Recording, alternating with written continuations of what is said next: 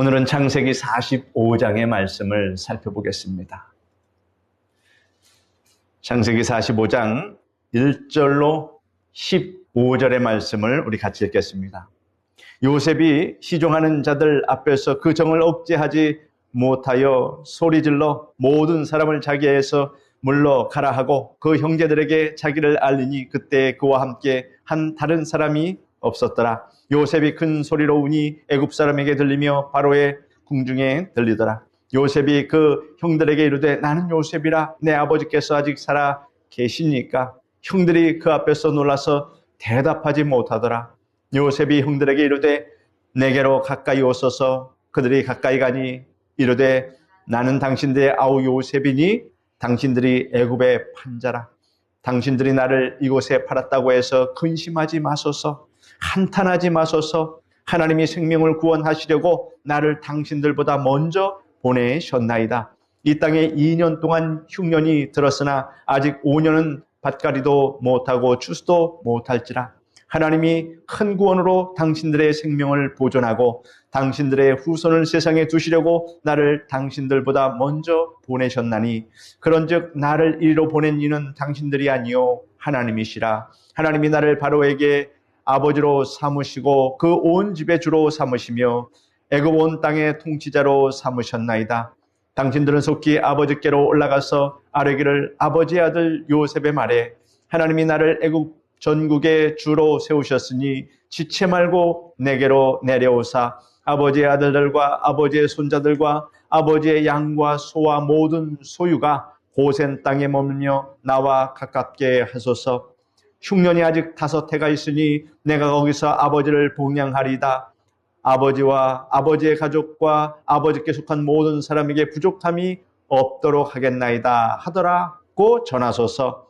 당신들의 눈과 내 아우 베냐민의 눈이 보는 바 당신들에게 이 말을 하는 것은 내 입이라. 당신들은 내가 애굽에서 누리는 영화와 당신들이 본 모든 것을 다 내 아버지께 아뢰고 속히 모시고 내려오소서 하며 자기 아우 베냐민의 목을 안고 우니 베냐민도 요셉의 목을 안고 우니라. 요셉이 또 형들과 입맞추며 안고 우니 형들이 그제서야 요셉과 말하니라. 아멘. 여러분, 요셉이 이제 형들에게 자기의 정체를 밝히면서 어느 나라 말을 썼을까요? 애굽의 말을 쓰지 않고 형들이 다 알아들을 수 있는 가나안 땅 히브리 말을 썼을 것입니다. 그러니 그의 말이 이것을 지금 말하는 것이 내 입이라 하였는데 그의 말이 얼마나 확증스러운 그런 말인가. 저가 애굽 사람이었는 줄 알았는데 그것이 아니었다라는 것입니다.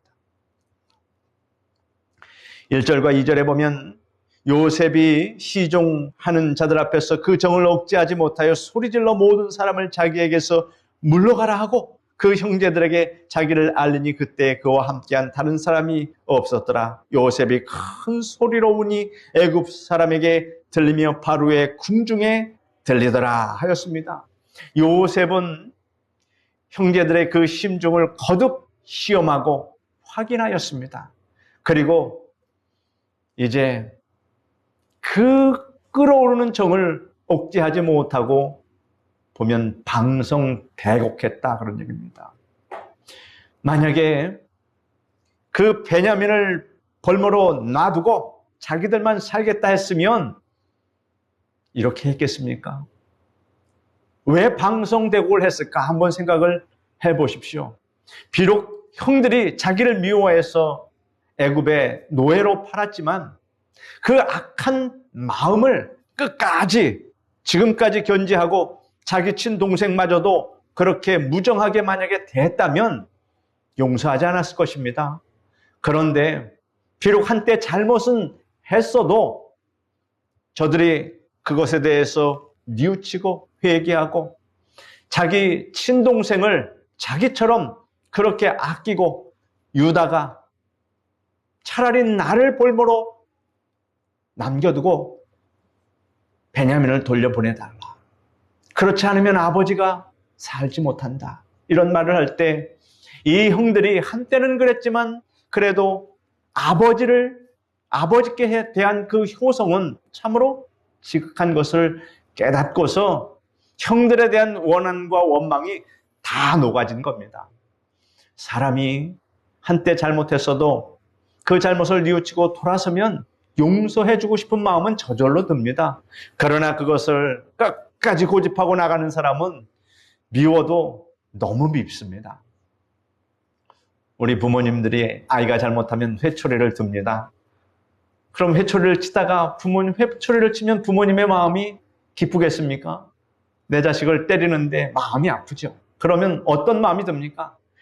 이 아이가 빨리 자기가 잘못한 것에 대해서 잘못했다고 한마디만 하면 회초리를 금방 멈출 겁니다.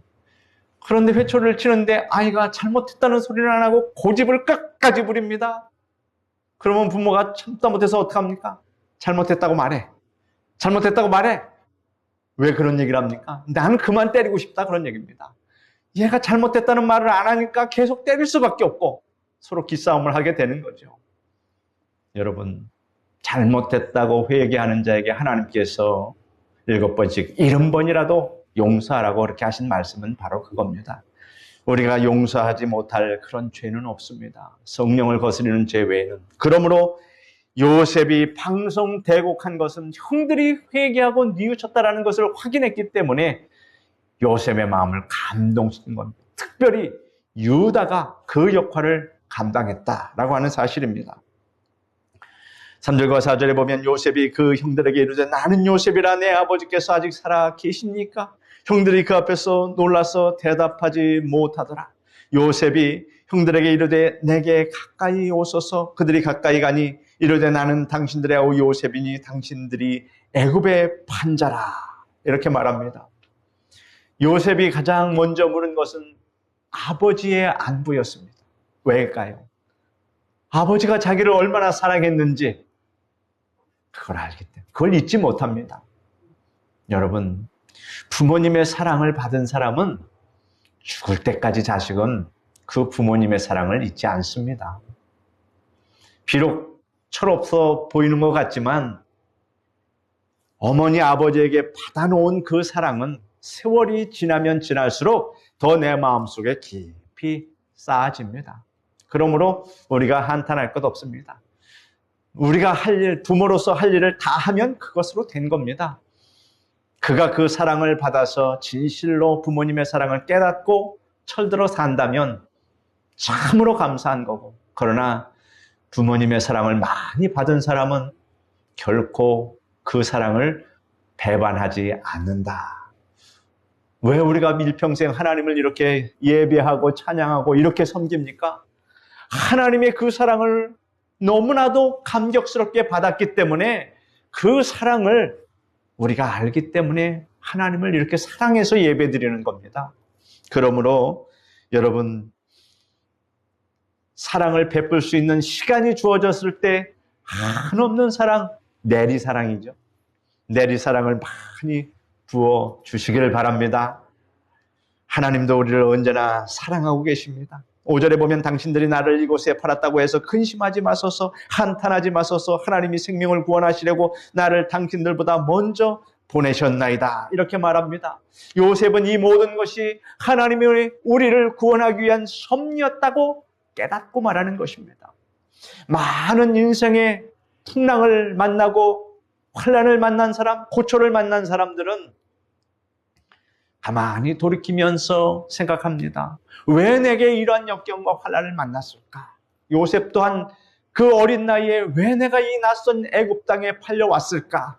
그것에 대한 의문을 항상 가지고 있지 않았겠습니까? 왜냐하면 요셉은 하나님께 범죄한 것이 없었고 아버지 야곱의 그 하나님을 잘 믿었던 요셉이었기 때문에 신앙심이 있었습니다. 하나님을 잘 믿었던 요셉이 벌을 받을 이유가 전혀 없었기 때문에 그것이 무슨 이유인지 항상 하나님에 대해 의문을 갖고 있었는데 지금 와서 보니까 이런 사태를 만나고 보니까 우리 가족들을 다 구원하고 우리 민족, 이스라엘의 민족을 구원하기 위한 하나님의 섭리였다라는 것을 깨닫게 됩니다. 여러분, 우리가 하나님의 뜻을 먼저 예단하는 것은 금물입니다. 내가 기도했더니 어떤 일이 되어지는 것 같다. 하나님께 응답받았다. 하나님의 뜻이다. 여러분, 아닙니다. 그럴 수도 있지만 아닐 수도 있다. 그런 얘기입니다. 그러면 언제 합니까? 세월이 한참 지난 뒤에 알 수 있습니다. 모든 결과가 다 벌어진 다음에 그때 가서 판단하면 정확합니다.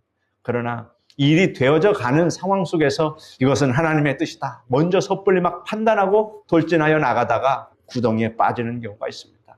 그래서 하나님의 뜻은 항상 조심해서 우리가 깨닫고 가야 한다라고 하는 사실입니다.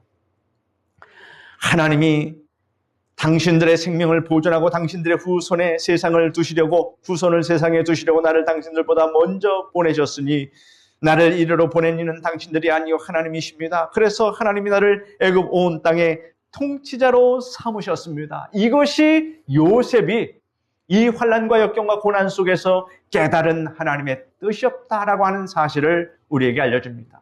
이제 흉년이 5해가 더 남았습니다. 요셉은 자기 아버지와 온 가족을 이제 봉양하겠다고 말합니다. 요셉은 자기가 애굽에서 누리는 영화와 당신들이 본 모든 것을 다 아버지께 이제 아뢰고 속히 아버지를 모셔오라고 이야기합니다. 그리고 자기 아우 베냐민의 목을 안고 울며 베냐민도 요셉의 목을 안고 웁니다. 둘은 친동생이기 때문에, 친형제이기 때문에 그 정이 남다를 것입니다. 요셉이 또 이제 형들과도 화해의 입맞춤을 하는 그런 아름다운 장면을 우리에게 보여줍니다. 형제가 동거하니 얼마나 이제 아름답겠습니까? 여러분, 형제들끼리 서로 우애 있게 지내는 것을 보는 것이 우리 부모님들이 참으로 흐뭇하고 기쁜 일이다라고 하는 것을 우리는 알 수 있습니다. 하나님의 놀라운 섭리를 이 이야기를 통해서 우리는 발견하게 됩니다. 이 이야기를 통해서 하나님께서 어떻게 하나님의 백성들, 우리 인생들을 인도하여 주는가를 우리는 알아야 합니다. 그냥 재미있는 이야기거리로 듣고서 흘려넘기면 안 됩니다. 성경 속의 모든 이야기는 나의 삶과 직결되는 말씀이라고 하는 사실을 여러분 아시길 바랍니다. 그래서 하나님의 말씀은 살아있고 운동력이 있고 우리의 관절과 골수를 찔러 쪼개기까지 우리를 변화시켜 주시고 우리를 하나님의 거룩한 백성으로 조각하여 주시고 만들어 주신다. 그래서 우리가 여기까지 오지 않았습니까? 성도 여러분, 요셉과 같은 신앙을 갖기 위해서 노력하지 않으면 안 됩니다. 요셉과 같은 신앙을 목표로 두고서 노력하시기를 바랍니다. 하나님은 요셉과 같은 이러한 신앙에 하나님께서 역사하여 주시고 그 인생에 놀라운 기적을 베풀어 주신다 하는 것입니다. 16절로 28절 말씀 같이 읽겠습니다. 요셉의 형들이 왔다는 소문이 바로의 궁에 들림에 바로와 그의 신하들이 기뻐하고 바로는 요셉에게 이르되 내 형들에게 명하기를 너희는 이렇게 하여 너희 양식을 싣고 가서 가나안 땅에 이르거든 너희 아버지와 너희 가족을 이끌고 내게로 오라. 내가 너희에게 애굽의 좋은 땅을 주리니 너희가 나라의 기름진 것을 먹으리라. 이제 명령을 받았으니 이렇게 하라. 너희는 애굽 땅에서 수레를 가져다가 너희 자녀와 아내를 태우고 너희 아버지를 모셔오라. 또 너희의 기구를 아끼지 말라. 온 애굽 땅에 좋은 것이 너희 것임이니라. 이스라엘의 아들들이 그대로 할세 요셉이 바로의 명령대로 그들에게 수레를 주고 길 양식을 주며 또 그들에게 각기 옷 한 벌씩을 주되 베냐민에게는 은 300과 옷 5벌을 주고 그가 또 이와 같이 그 아버지에게 보내되 순하기 10필에 애굽의 아름다운 물품을 실리고 암나기 10필에게는 아버지에게 길에서 드실 곡식과 떡과 양식을 실리고 이에 형들을 돌려보내며 그들에게 이르되 당신들은 길에서 다투지 말라 하였더라. 그들이 애굽에서 올라와 가나안 땅으로 들어가서 아버지 야곱에게 이르러 알리어 이르되 요셉이 지금까지 살아있어 애굽 땅 총리가 되었더이다. 야곱이 그들의 말을 믿지 못하여 어리둥절하더니 그들이 또 요셉이 자기들에게 부탁한 모든 말로 그에게 말하며 그들의 아버지 야곱은 요셉이 자기를 태우려고 보낸 수레를 보고서야 기운이 소생한지라. 이스라엘이 이르되 조카도다 내 아들 요셉이 지금까지 살아있으니 내가 죽기 전에 가서 그를 보리라 하니라. 얼마나 감동스러운 장면이 지금 이러한 이야기는 영화로 만들어도 참으로 극적인 요소가 충만합니다. 16절에 보면 요셉의 형들이 왔다는 소문이 바로의 궁에까지 들렸습니다. 그런데 바로와 그의 신하들이 기뻐하였다, 이렇게 말하고 있습니다. 이 일을 바로왕이 기뻐하였다라고 하는 이 사실은 무엇을 말해줍니까?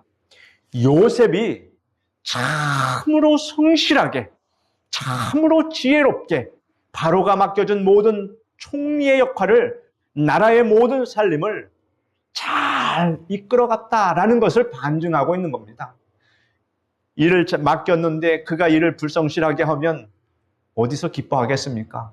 오히려 싫어하죠. 그런데 참으로 요셉이 애굽에 큰 도움을 주고 저가 애굽에 구원을 주었으니 이 흉년에, 그러니 얼마나 요셉이 이뻤겠습니까? 그러니 그의 아버지 형제들이 다 이렇게 왔다라는 소식을 들으니 더더욱 기뻐한 겁니다. 우리가 항상 사람에게 미움받지 말고 항상 나의 일에 성실하게 그렇게 행하면 주변 사람들도 나를 좋아할 것이고 또 그것이 전도의 기회가 된다라고 하는 것입니다. 그러므로 세상에 각박하게 하지 말고 늘 우리가 전도를 위해서 베풀 수 있는 삶을 살아야 할 것입니다. 바로 왕은 요셉에게 온갖 특혜를 다 제공하고 바로를 크게 기뻐했습니다. 요셉을 크게 기뻐했습니다.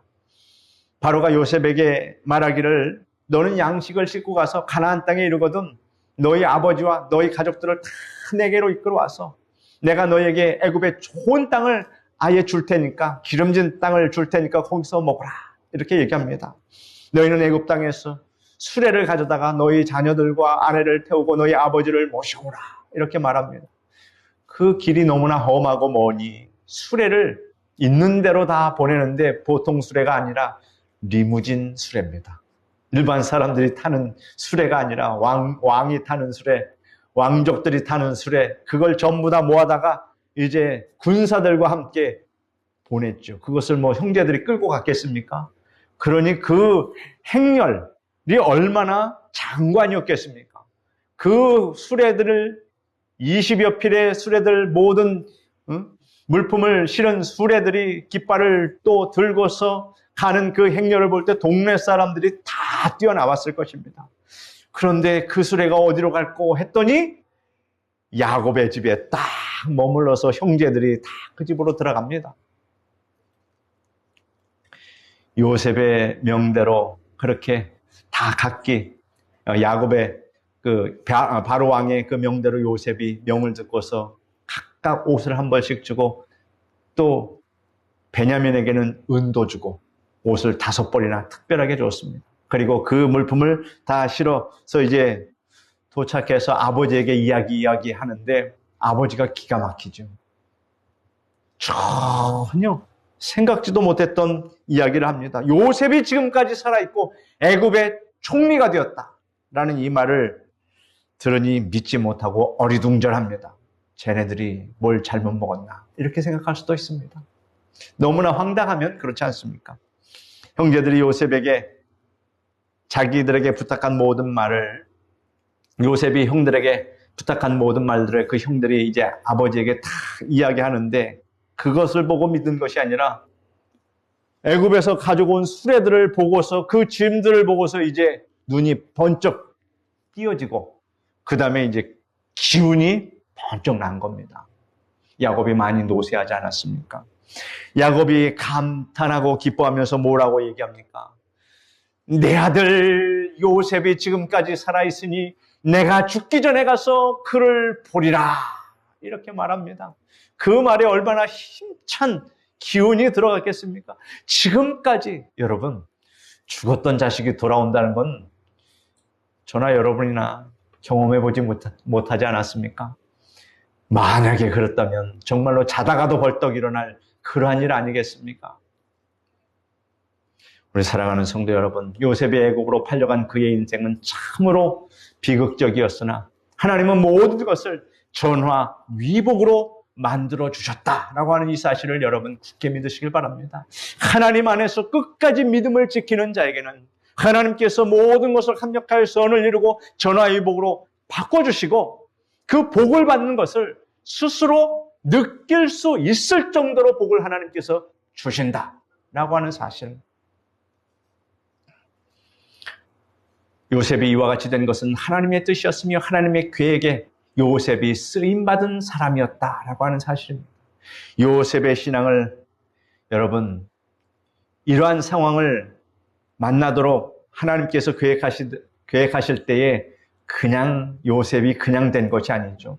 혹독한 훈련을 받았습니다. 아무것도 모르는 나이에 그 물설고 언어도 안 되는 그런 나라에 가서 그 고생을 하고 그것도 노예로 팔려서 감옥 생활을 하면서 하나님께서 훈련시킨다 라고 하는 사실을 여러분 꼭 아시길 바랍니다. 믿음이 그저 생겨지는 것이 아니고 그저 얻어지는 것이 아닙니다. 아브라함 역시 하나님께서 혹독한 훈련시키지 않았습니까? 본토 친척 아비 집을 떠나서 하나님이 지시하는 곳으로 가게 훈련시키셨고 100세에 얻은 아들 이삭을 모리아산 한 번제단에서 번제로 드리라고 명령을 받았고 그러한 테스트 시험을 다 받았습니다. 야곱 또한 모진 인생의 고난 가운데 얼마나 많은 역경과 그 고난 속에서 믿음의 연단을 받았습니까? 요셉 또한 이러했습니다. 여러분 야곱을 생각해보면 또한 말할 것도 없습니다. 그 어린 나이에 그도 쫓겨나서 광야 생활에서 머리 붙일 것도 없는 그런 광야에서 이굴저굴 쫓아다니면서 숨어다니면서 살았다는 것. 그런데 그들을 하나님께서 훈련시켜서 다윗을 이스라엘의 제일 가는 왕으로 만들으셨다. 요셉을 애굽의 가장 높은 총리 자리로 만드셨다. 아브라함을 우리의 믿음의 조상으로 만드셨다. 이들의 인생을 잘 살펴보면 여느 사람의 그 믿음의 연단이 아니었다라고 하는 이 사실. 그러므로 여러분 참으로 믿음은 거저 얻어지는 것이 아니다. 믿음은 이런 연단과 훈련 속에서 하나님이 군사로 세워주어야 정말로 깨지지 않는 반석에 세워진 누구도 흔들 수 없는 그런 믿음이 된다. 과거의 불행과 아픔과 고난의 역사를 지금 현재의 밑거름으로 만드는 사람이 참으로 지혜로운 사람입니다. 이 모든 것이 나를 괴롭게 하는 것이라 하는 이 원망의 소리, 야곱이 외친 그러한 외침과는 반대로 요셉은 뭐라고 얘기합니까? 당신들이 나를 이곳에 팔았다고 해서 근심하지 마소서, 한탄하지 마소서. 하나님이 생명을 구원하시려고 나를 당신들보다 먼저 보내셨나이다. 하나님이 큰 구원으로 당신들의 생명을 보존하고 당신들의 후손을 세상에 두시려고 나를 당신들보다 먼저 보내셨나이다. 그런즉 나를 이리로 보낸 이는 당신들이 아니요 하나님이시라. 하나님이 나를 바로에게 아버지로 삼으시고 그 온 집의 주로 삼으시며 애굽 온 땅의 통치자로 삼으셨나이다 하는 이 요셉의 이 같은 신앙이 바로 여러분의 신앙이 되시기를 간절히 축원드립니다. 기도하겠습니다. 거룩하신 하나님, 요셉의 이 드라마와 같은 영화와도 같은 이 이야기를 왜 우리에게 들려주시는지 하나님의 뜻을 우리는 분명히 압니다. 우리가 믿음을 갖되 어떠한 믿음을 가져야 하며 그 본을 삼아야 할 자가 누군지를 깨닫게 하여 주시니 감사합니다. 그저 이렇게 저렇게 그냥 그런 믿음이 아니라 요셉과 같은 그런 확고한 믿음, 하나님께서 기적을 베풀어 주시는 그러한 믿음, 하나님 내게도 그러한 믿음을 주시옵시고 그러한 믿음의 훈련과 연단을 다 맞출 수 있도록 하나님 이끌어 주시옵시고 도와 주시옵소서. 예수님의 이름으로 기도드립니다. 아멘. 이 시간 다 같이 교회와 나라를 위해서 여러분 가지고 나오신 기도 제목 놓고 다 같이 합심으로 기도드리겠습니다.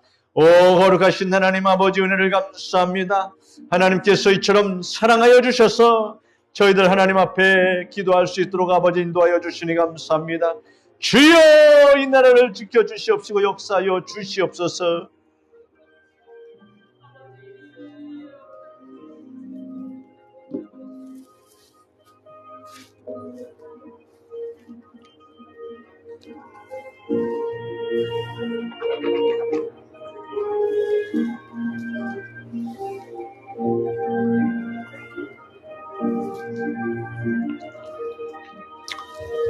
거룩하신 하나님 감사합니다. 하나님